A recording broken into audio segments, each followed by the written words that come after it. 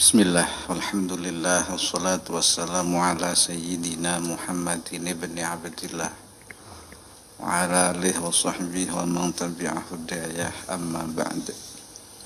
Fa inna asdaqal hadis kitabullah wa khairal hadi hadi sayyidina Muhammad sallallahu alaihi wa alihi wasallam, wa syarral umur muhdatsatuha wa kullu muhdatsatin bid'ah wa kullu bid'atin dhalalah wa kullu dhalalatin finnar.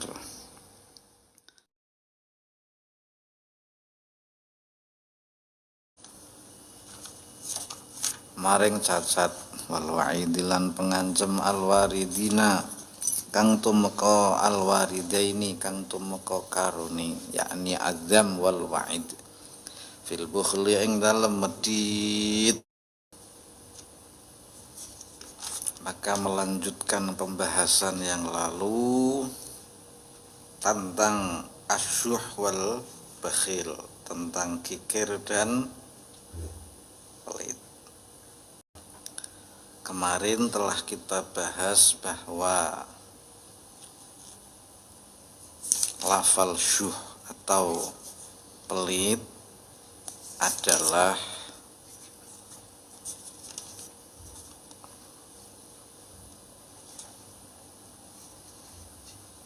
hirsul insan ala akhdhi ma fi aidin nas, berangasannya manusia terhadap apa yang ada di tangan manusia, medit terhadap milik orang lain. Pelit, dia nggak punya apa-apa, tapi ketika melihat orang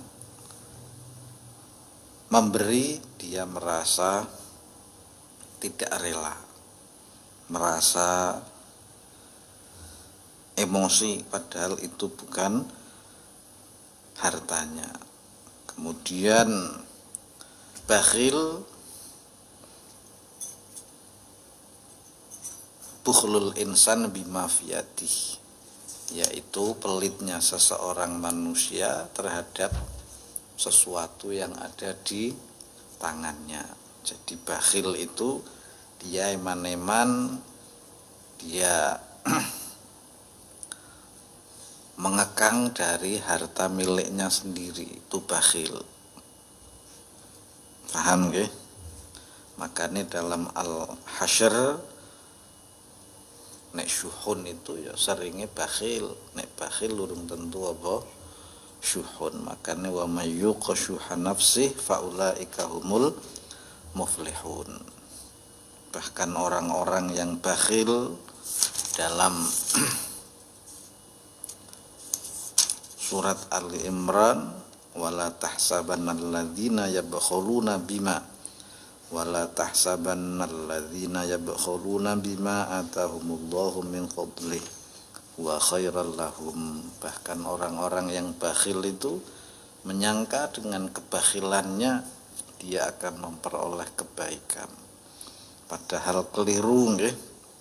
Dal jare Al-Hasyr wa may yuqa syuha nafsih faulaika humul muflihun.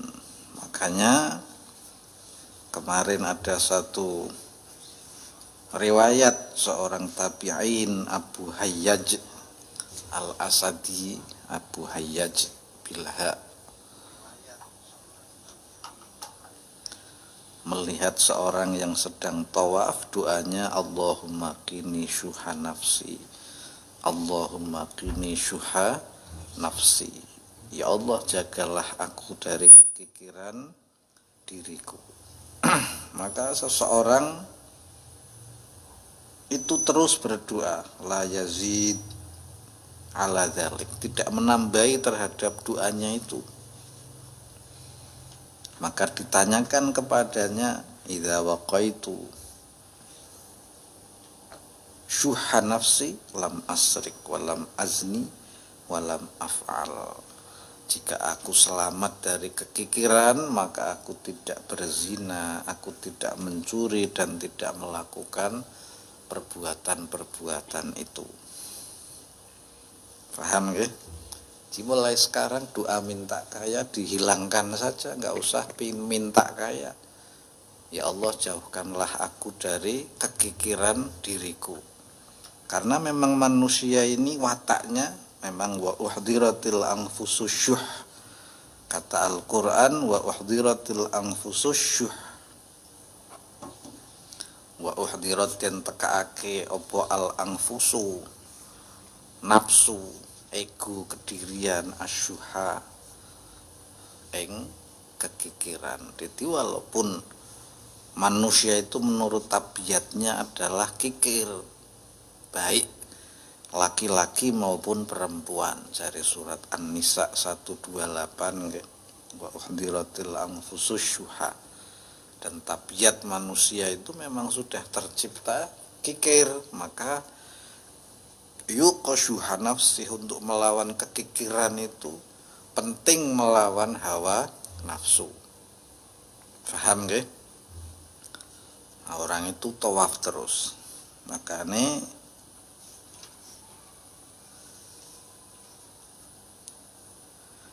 wa idzan, dan ternyata laki-laki itu sing ketemu Abul Hayyaj Al-Asadi, sampean pengen ngerti pura? Seorang konglomerat, seorang miliarder dari kalangan sahabat, yaitu Abdurrahman bin Auf. Gitu ngene, Abdurrahman bin Auf orang yang gagal apa? Miskin. Yurwa an Abdurrahman bin Auf, diriwayatkan dari Abdurrahman bin Auf as-sahabi al-jalil. Beliau salah satu ahadul asyarah al-masyhur, salah satu sahabat 10 yang dijamin surga, disebut namanya. Semua sahabat jaminan surga. Ada yang disebut secara umum ahli Badar, ahli Uhud misal. Tapi ada yang disebut satu persatu namanya. Salah satunya adalah sahabat Abdurrahman bin Auf. Annahu kana yatuf, dia bertawaf. Wa yukthiru min doa, dan beliau banyak berdoa, Allahumma qini syuhan nafsi, Allahumma qini syuhan nafsi fit tawaf. Faqala lahu ba'dun nas, banyak manusia bertanya, ya Abdurrahman,